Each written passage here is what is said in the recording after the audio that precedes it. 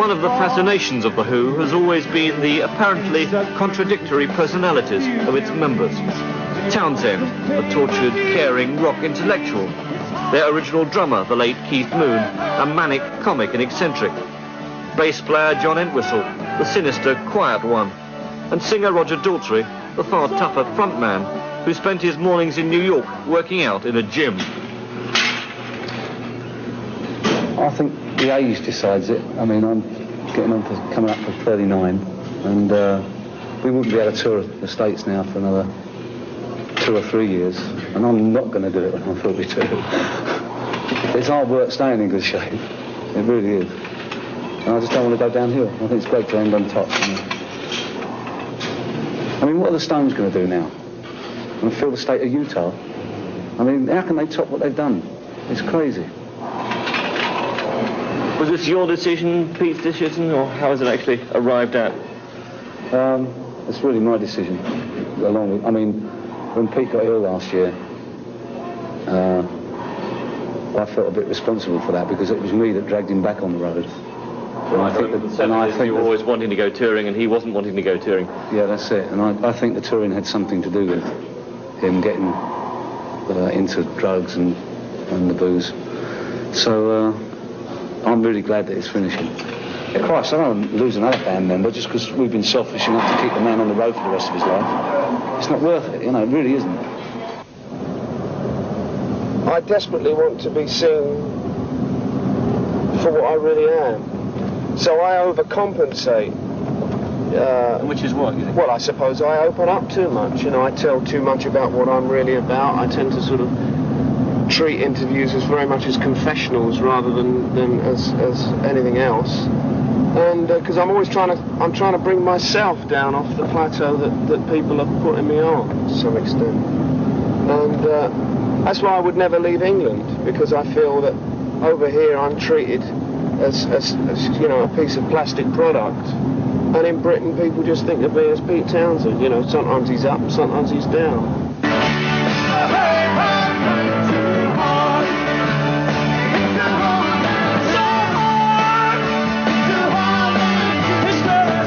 I never want to see a big arena again. You know, these places weren't built for rock and roll.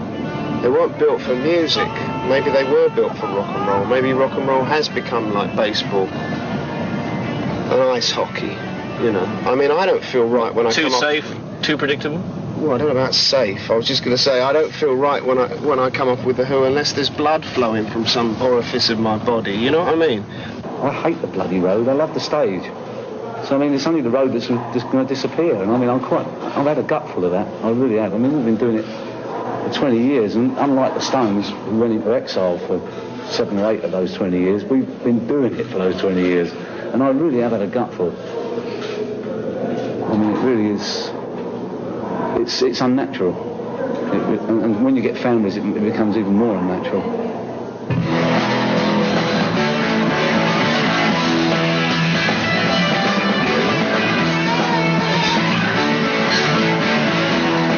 Daltrey and Townsend are both married with families, which is why they want to come off the road, but still make records and give the occasional Who concert. John Entwistle loves the touring. I get most of my satisfaction from playing on stage.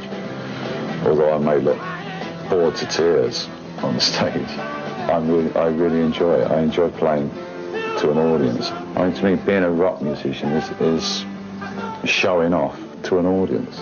Their idea at the moment would seem to be that this is the last tour, but there would be the occasional show, and that would be a way of keeping it going. You wouldn't do that? I'm not prepared to sit around and wait for the occasional gig to be thrown at me. I'd rather find another way of getting on stage continually, or at least like 6 months of the year. Yeah. So if you won't do that, there really is the end of it? Yeah, there is a definite end in sight. The trouble is with John, he never tells anybody else what he feels. We have a meeting with a group, and it'll be Pete and I talking, and the other two sit there like, you know, dummies. And then we find out how John feels through the press, which is all totally wrong. And I really don't think John's thought it through. I don't think he really thinks of where the Who should go, what the Who should say, or anything. Just what John Entwistle wants, which is not particularly good for the Who. So he hasn't told you any of this? No. Stuck in the middle is the manager. The Who have been almost legendary for their bickering and disputes among themselves. What have they been like to manage? Pretty difficult. I don't... Are you a sort of referee between all the different factions? Yeah, I suppose I am. I suppose I've got the deciding vote. If we reach a stalemate and it's 2 against 2, it's always been felt that I should have the deciding vote. But it does get quite explosive sometimes. We've had our fights. I don't know, I suppose I'm just as crazy as them in some ways, you know, to be doing it. Because it affects your whole life.